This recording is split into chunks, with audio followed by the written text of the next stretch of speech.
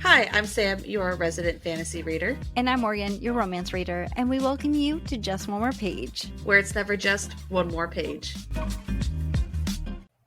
Okay, so technical difficulties, as is what we always talk about with this podcast. But this technical difficulty got real bad because we lost the first half of this episode. Yes. So to give you some side, notes about what we talked about that got deleted was one, we both watched Bridgerton. Sam's not finished it. I woke up early and watched it. Sam likes it. I have some conflicted feelings about it because I wanted more Penelope Collin. I also talked about how I woke up a little bit too early and I was trying not to scream like a dinosaur while watching the first episode because we all know what happened in the first episode, right? Full on, like, Nicola, like, what are you doing? Like, what? I was screaming. And then I also Then she talked about the fact that she needs to hide her reading habits from her father. Yeah, so I didn't have a chance to go to the library. I didn't want any late fees because we don't like late fees, right? Nope. I was like, "Hey, Dad, I have to work this week. Can you please return my books?" I keep my books on my nightstand, okay? I read them, I put them there. I don't really remember what ones I had. I gave them to him to return, and then while I was at work, I got a notification being like, "Blah, blah, blah, got returned, blah, blah, blah, got returned," and I realized that one of the books that he had returned was under his collar. If you don't know, under his collar is a spicy priest book. And I took it out for the bit. I took it out for the laugh. I took it out because I was curious about what a spicy priest book would be about. Okay. The same reason why I read Ice Planet Barbarians. Barbarian. Yes. Or like how my friend Rosie likes to call it Blue Dick Alien book. Okay. I took it out for the laugh. I didn't really read it. I mean, I read, I think, half of it, and I was like, oh, there's other books I want to read. So I stopped reading it. But I had my dad return it. And now I can't look at my dad anymore. I can't. Nope. The trauma. The trauma that you have caused your father. Just in time for Father's Day. And yeah, so I'm probably going to be going to hell for reading that book, but it's okay because there's probably books, I hope, there. All the banned books are probably there, so I will be okay. So sorry you guys did not hear the beginning of our podcast because we were having so much fun talking about Bridgerton and about my book buying habits. But let's let's get into the rest of the episode. Let's talk about what this book's about, okay? So if you guys are curious, the book that we're going to be reading this week is a novel from one of my favorite writers, which is called The Rom-Commers by Katherine Center. This novel follows Emma Wheeler, who longs to be a screenwriter, but she is a sole caretaker for her father who cannot live by himself. When she's given the opportunity to fly to LA to work with her favorite screenwriter, Charlie Yates, she can't help but say yes. But the saying is true. You should never meet your idol. Charlie doesn't want to write with anyone, let alone a nobody. But the romantic comedy he is writing is so terrible. And on top of that, he doesn't believe in love. But Emma isn't going down without a fight. She'll prove to Charlie that love doesn't matter, even if that means she has to kiss him senseless to do so. But what if kissing accidentally turns out to be amazing? What if real life turns out to be so much more real than fiction? What if the love story they're writing breaks all of Emma's rules and comes true? Before we start this episode and go more into it, the discussion, I do want to say a thank you to NetGalley and St. Martin Press for gifting us both the physical and the audiobook ARC. Thank you so much for giving us the opportunity to read this book early for an honest review. Now, Sam, now we can finally talk about what the book is about, because this is about where it stopped working, and I was like, Sam, I can't hear you, and so now I can actually know. What do you think about this book? Okay, so I had a ton of fun with this book. It was I don't even know. I actually had moments where I audibly laughed out loud, basically, which my kid thought I was crazy because I had my AirPod in and I was playing with him, and then all of a sudden I would just start giggling at something. I had a ton of fun with it. I gave it 4.7, 4.8, really, really good. And Katherine Center is easily becoming one of my favorite authors too. Really? Yeah, which I need to go back and read The Bodyguard because I think that's... Listen, I think that's the only one I'm missing so far. No, okay, you gotta read The Bodyguard, you have to read Things You Gotta Walk Away From, you have to read Things to Be Saved in the Fire, Happiness for Begin there's a whole list, I'll give it to you, Oh girlie, Jesus, don't worry. yeah. Okay, give me I the also have all give the me the whole books. list. Oh Jesus Christ! But no, I had a ton of fun with this. It's kind of like what if you actually were able to like meet your like the description says like what would happen if like you met your idol or whatever. Mhm. And I don't know, it was so good. I had so much fun with it, and I was happy for the happy ending, but at the same time like sad that it was ending too because I was just having a Yeah. good time with it. Yeah, it's definitely one of those books where you get to the end and you're like, "Wait, no, I want more." Like, it's one of those books where you feel like you're living her life and Hmm. you just don't want it to end. And I completely agree with like what you said about Katherine Center. I love her books. Obviously, I'm a huge fangirl of her. I mean, if you cannot tell, I have most of her books, and I will fully admit that you know what, I read The Bodyguard first. I read The Bodyguard when it came out last year or 2 years. Mm. No, it was 2 years ago that it came out, and I am so stupid because it took me to the end of the book to realize that Jack, Jack that's in this novel, the Yeah. actor, he's the main character in The Bodyguard. It Oh gosh. took me to the end of the book, Sam. I was like, "Wait, why does this?" Because it took it till they said like who his wife was. I was like, "Why does that name sound familiar?" And I'm like, "Wait a minute, am I really that stupid?" And I looked it up. I was like, "I'm really that stupid." Oh gosh. I did not even realize that it was the same character because I did not put two and two together. So oops. But I love this book completely. I think that Catherine Center does such an amazing job at writing a good romance, but on top of that, writing such a good novel that has a good like family characters and talks about things that are sad and things that are difficult to talk about, such as grief and just feeling guilty. And on top of that, then you have like scenes that you're laughing your head off, like reading. I think that she's such a well diverse writer and definitely underrated. I wish more people read her books because I absolutely love them. I feel like they're a Hallmark movie wrapped all together with chaos and humor thrown together. And I just loved it. I love this book completely. I loved Emma and how uplifting she was and how funny she was and how much she was like, I'm not gonna let anything bad get in my way. I love how Charlie was such a cynic and was such a like grump, and but at the end of the day he really cared for her. Now will I say that the ending got a little corny? Yes. I do Yeah, but kind it of was feel fun. it was fun. Yeah, I do admit it was fun. But I do feel like Catherine Center's books sometimes has a tendency of being a little bit too corny at the end. And but like it's a fun book. It's not a serious book. It's a romantic book. And I really, really loved it. I gave it a 4.5 stars to 5 stars because I love Catherine Center regardless. And I just love her story writing. And I can't wait to read the rest of her books, which I think I only have a couple more left to read, or even read her new and upcoming books that hopefully will be coming out soon. Please don't make me wait a year for another book, Catherine Center. I beg of you. Do you realize how long it takes Tessa Bailey to write a book? 2 months because I saw 2 your months. TikTok. Yes, you saw my TikTok. 2 months. 2 months to write a book.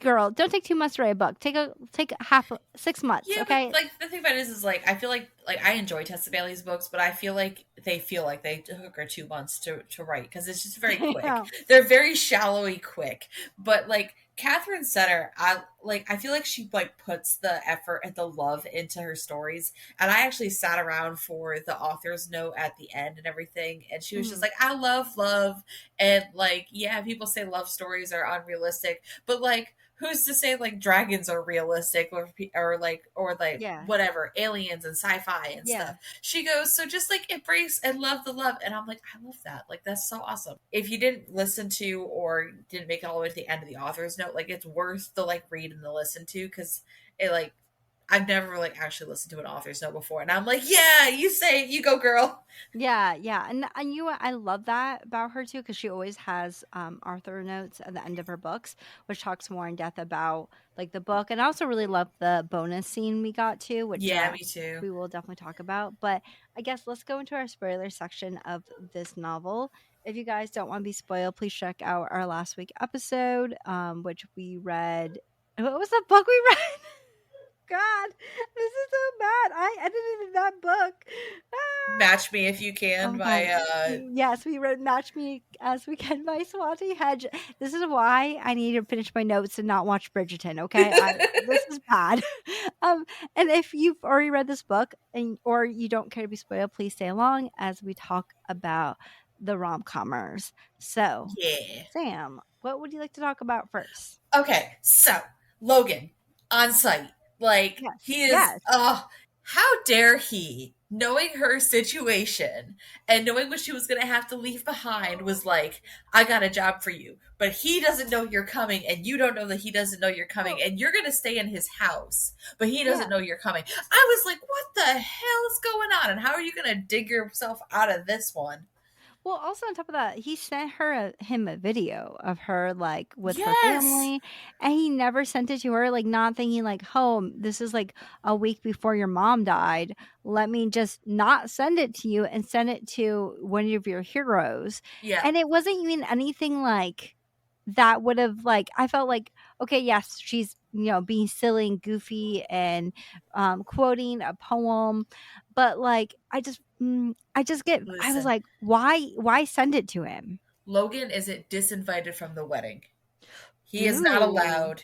He is No, not allowed. I don't care if he was the reason they're together. They are not invited. He's not invited to the wedding because that was sneaky. it was very sneaky. I also was trying to remember if he was in The Bodyguard, but I literally couldn't remember. And I was like, I don't have time to reread this book. I mean, I will eventually, but And I just love he's the one character who has like a random English accent.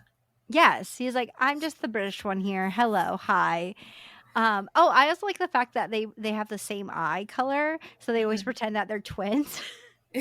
That's something I would do. That's something I'd be like, when they're like, "Hey, you actually sound different." Oh yeah, it's a really sad story. You don't want to hear how we got separated at birth, but we're Oh my twins. gosh. We have the eyes. The eyes match. Oh my Right. goodness.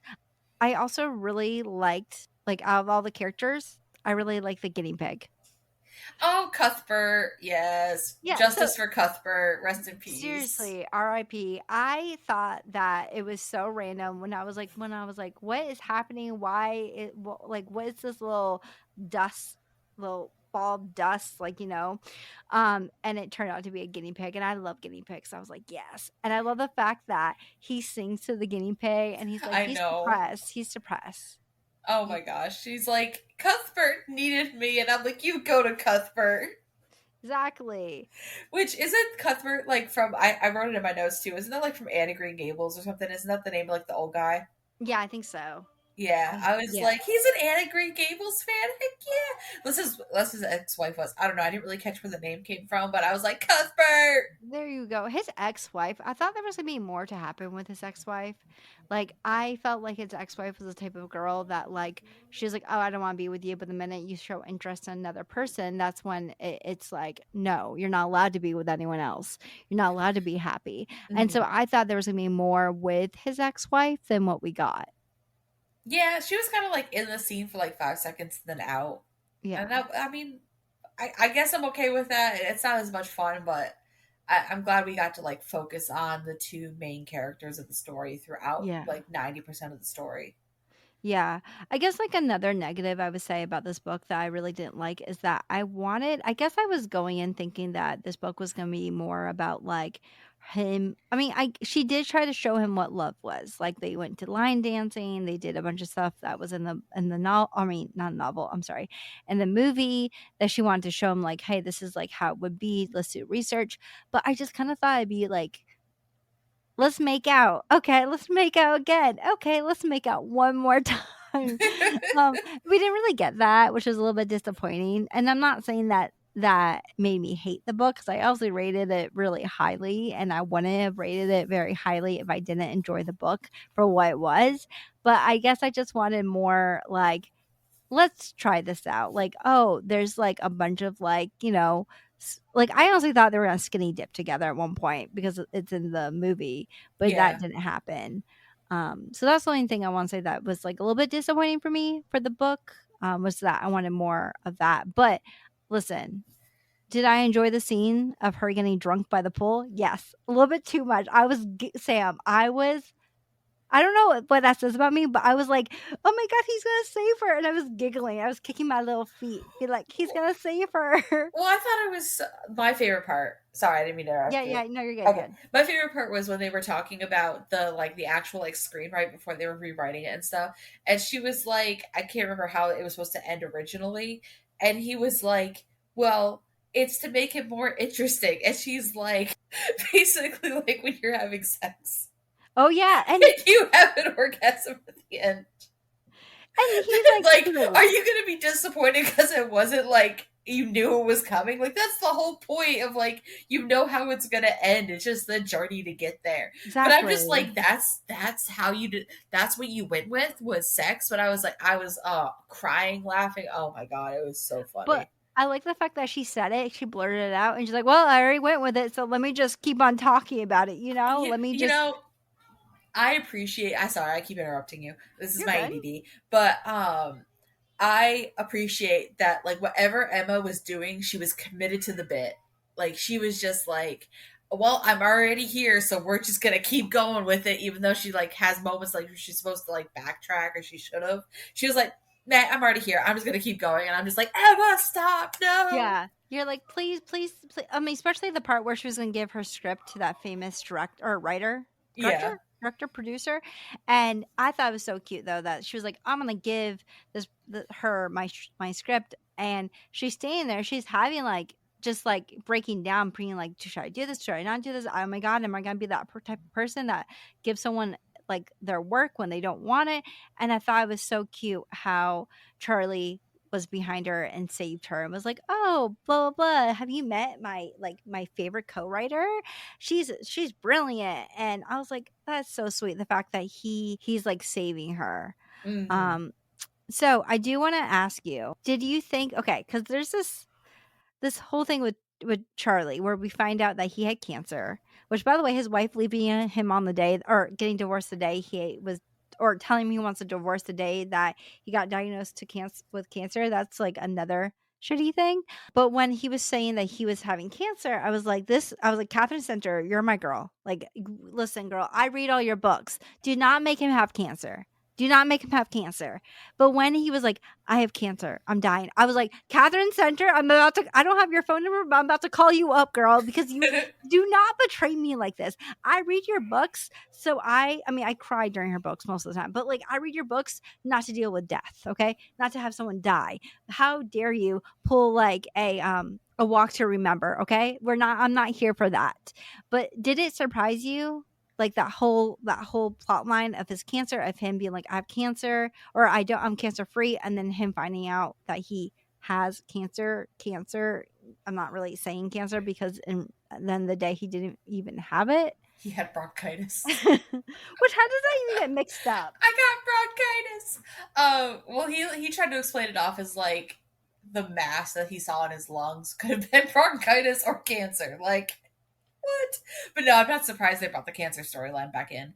Um, Honestly, it made the most sense, especially when he had that like wonky phone call, and he was like, "I'm gonna tell you what that phone call I just had," like a kid. Yeah. No, I'm not shocked about the whole when he revealed that because I think he got revealed in the actual like video that he sent her, which the whole if you're watching this, I'm dead. Like, what the heck, man? So dramatic. It I was mean, really super dramatic, let's be but honest, most writers are dramatic. they are. But I'm like, okay, I'll go with it. But am I surprised about the cancer diagnosis? No. Am I happy that it got reversed at the end? Yes, because I was like, what are we gonna do now? Like, is she gonna marry him just so he can go die? And it's gonna be like, oh, what's that movie? By John Green. It's um Fault in Our Stars. yes. Yes, and that just made me cry at the end. Like, no, don't do that to me. Don't But do that. no, I wasn't shocked by the cancer Yeah, diagnosis. and then he was like at the award show and he's like, I'm waiting on an important phone call. Which by the way, I thought that the important phone call he was waiting for was from her. I thought that she was gonna call him up, but instead it was Right? his doctor being like, hey, you don't have cancer. And then he's like on stage just sobbing. And everyone's like, what's happening here? And then he's like, I love this girl. And everyone's like, okay, dude, you're just supposed to like, say thank you for this award, but okay, we're Yeah. going here to the trauma. Let's go. Oh my goodness, talking about trauma, her father. Oh, Like, Yeah. so that whole topic of her feeling guilt because her mother and her father were rock climbing, and the mom and the father fell, or the father got hit with a rock and the mother fell, Hmm. and the mother died, and the father is paralyzed, and on top of that, he has a condition where he loses balance really easily, Hmm. and because of his ear, and Meniere's. mhm. And so she ends up being like, "Listen, I've taken care of dad for 10 years," because she feels guilt because she's the one who wanted to go climbing. She's the one who wanted to go climbing. Everyone else wanted to go to the beach, but since she was graduating high school, she wanted to go climbing. Everyone went climbing. So she holds this guilt of her father getting hurt, of her mother dying. But then when the first time in 10 years, she's able to leave the house and able to follow her own dreams, and her sister is in charge of her father, she finds out that her father has gotten hurt and fallen down the stairs, and her sister was at the beach. Do you think, and then she calls her sister and she tells her sister, like, if our father dies, it's your fault. What do you think about that whole situation, Sam? Okay, so I felt like that was a little, I get the mentality she was in, because it's the one time she actually left and she's had to make so many sacrifices, and now her dad is in the bad situation that she basically thought he was going to be in from the beginning. Because like this whole time she's like, every time I get a phone call from Sylvie, like it's going to be bad, and it's never bad up until the end. But I feel like she was a little too harsh on her sister, especially with the father, like being like, no, you guys go and do what you're going to do, and that they were planning this engagement for them and everything. And I wish that Sylvie could have been like, he was with somebody. Like it wasn't Yeah. just that he was left alone. He was with the girl that apparently he's had a crush on, and they were like very cutesy together. Mm. But clearly Emma doesn't have eyes because she wasn't paying attention the whole time. Yeah. And Loki was like blocking her dad from like having a second chance at love. So I love that storyline. Yeah. But I feel like Emma was like, way, I get how upset she was, and it's her father, and this is, she holds a lot of guilt, and I feel like she was projecting a lot onto Sylvie of what happened that day. But I think she was a little too harsh on her. Yeah, and I think that when Sylvie was like, "Well, you're the reason why our mom died," I think that it was out of anger, and I think that for Emma, her saying those stuff and stuff, it was just like you said, it was frustration. Of it was like, this is like the only time I'm able to follow my dreams. I've given up so much stuff for you, and the one thing I've asked for you to do, you couldn't even done. But what like she doesn't realize is that he was with someone. He was with someone. It was a mistake. It was a freak accident. It would have happened with Sylvie there anyways. And so, but what I found to be really cute though is when Charlie goes to visit her and Emma's like, "Well, you didn't say you liked me." Like, which, by the way, it was so frustrating because I was getting so frustrated with Charlie where Emma kept on being like, "I like you. I like you." And Charlie was like, "I don't like you." But then he was giving all the hints of like, "I actually do like you," which I'm like, Yeah. please don't do that to my heart, sir. But how he kind of took care of her from afar, where while her father was in the hospital, he got her father upgraded by having the nurse tell them that, oh, you're like the 5,000 patient, so you're going to be upgraded VIP. Oh, we have so much extra food that our director bought for us, so here's some very gourmet food. Oh, there's a bunch of plants in there. Oh, here's that. And you know, anything he could have done, he did it for Hmm. her because he loved her so much. And that, oh, Sam, it makes me want to cry because it's so romantic. I'm swooning a little bit. I can fully admit it. Yeah, but Um, like at the same, like I get why he wouldn't tell her the truth, but that was so unfair to Emma. Like he should have just said something. Like I appreciate the whole like love from afar. I'm gonna take care of you from afar, but all he had to do was be like, "Hey, I got." I guess him telling her that he has cancer didn't go so well for the first time, so he's probably like, yeah. "Why would it go right the second time?" I just, just tell Well, her, just I talk to her. kind She's of clearly feel proven that she will stay by someone's side through the bad. I kind of feel like he didn't want to tell her because he knew that she had taken care of her father for such a long time and given up on so many different things that in his head probably he was like, "Well, I don't want you to give up on stuff for me. I don't want you to push your dreams to the side. I don't want you to give up on opportunities because I'm sick. And I Mhm. think that's the mindset he had. It was just really quite frustrating how he was very much of like, I don't like you, even though he clearly really did like her. Yeah. So that part was quite frustrating. I did find it though really cute that he did write her a whole screenplay just for her, and he was like Tessa Bailey there. He wrote a screenplay in like 2 weeks. He's like, this Right. is called the Rom-Commers. It's for you, and it's to show you I love you, which I found to be really really And cute. then like single-handedly started her career. So that's amazing. Yeah, it's very cute. I like the epilogue too. I like how we we get a little bit hint about what happened in the end, how Sylvie and her husband are trying to have a kid, but they're opening up a clinic together, how she's moved in, or how she had her own apartment because she wanted to have her own place, and she has so many throw pillows, which by the way, when I got my own place, I definitely was like that too, where you just buy a bunch of random stuff because you're like, I can buy it. I'm here by myself. And then she Yeah. slowly moved in with him and they got married, and the father married her, which I found to be super cute. I love this book, Sam, and I'm definitely gonna reread it again. I do want to reread The Bodyguard again because I was like, this goes together, but and figure out like if her friend was in it or if Paul was in it. Paul, Mhm. right? Paul, was it Logan. Paul? Logan. Sorry, Logan was in it. But do you have any final thoughts? No, I think I said pretty much all of my piece. You know what? I really wish she let the guinea pig live. Honestly, that's my final thought. I wish the guinea pig could have lived, but that means they'll just get their own guinea pig, and they can call it Anne or something. I don't know, but it was super Yeah. cute. I had a ton of fun with this book. I like legitimately laughed out loud through it. I say like 4.5 to 5 stars, like you said. I think I rated it somewhere like a 4.6, 4.7, Yeah. but you can't do that on Goodreads. So anyway, 4.5 to 5. Great story, and it definitely, if she comes out with another book, we're for sure going to be reading it for the podcast. Oh yeah, of course. I absolutely love her books. I will die on this hill and say that she's one of my favorite romance readers. Romance writers. I definitely adore her. But anyways, next week we're gonna do another of our picks, where this week Sam has chosen a book for us to read.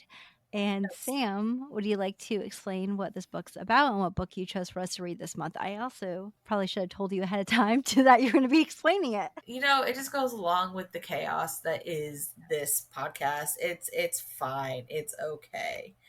Anyway, so the book we are going to be reading is called Wrong Place, Wrong Time by Gillian McAllister. It's midnight on the morning of Halloween, and Jen anxiously waits for her 18-year-old son Todd to return from home, but worries about his broken curfew transforms into something much more dangerous when Todd finally emerges from the darkness. As Jen watches through the window, she sees her funny, seemingly happy teenager son stab a total stranger. She doesn't know who the victim is or why Todd has committed such a devastating act of violence. All she knows is that her life and Todd's have been shattered. After her son is taken into custody, Jen falls asleep in despair, but when she wakes up, it's yesterday. The murder has not happened yet, and there may be a chance to stop it. Each morning when Jen wakes up, she is further back in the past, first weeks and then years before the murder. And Jen realizes that somewhere in the past lies the trigger for Todd's terrible crime, and it's her mission to find it and prevent it from taking place. So basically, it's like we already know who did it, but how do we stop it? And like it just keeps Ooh. going back in time every time she goes to sleep. If she can't stop it, that it's like Groundhog's Day, but like Yeah. different. So I'm.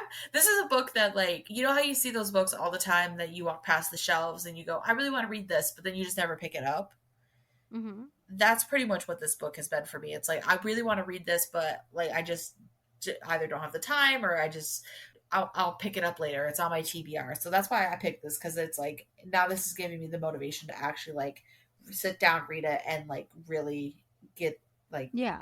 sit down and read it. So that's what I got Yeah, for of you. course. It sounds very spooky and very mystery. I'm excited to read it too, especially because I've heard so much good things about this writer too. I just have never read any of their books.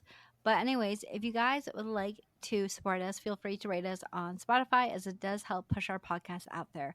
Also, remember to follow us anywhere else you can find a podcast, such as obviously Spotify, Apple. I think even Audible has a podcast. But also remember, we do have a YouTube channel just from our page, and Sam will tell you about the rest of our socials. So if you think we are absolutely hilarious, fun fact, my friends, we are. We do have a TikTok. It is Just More Page Podcast. And for all of the pictures, stories, anything else we decide to post, we do have an Instagram. It's Just More Page Official. And then I've been posting more on Threads, and we're also Just More Page Official there. So go ahead and slide into our DMs. Come follow us. We love talking to y'all. We hope you enjoyed this episode, and we will talk to you all next week. Okay, bye everyone. Bye. Bye.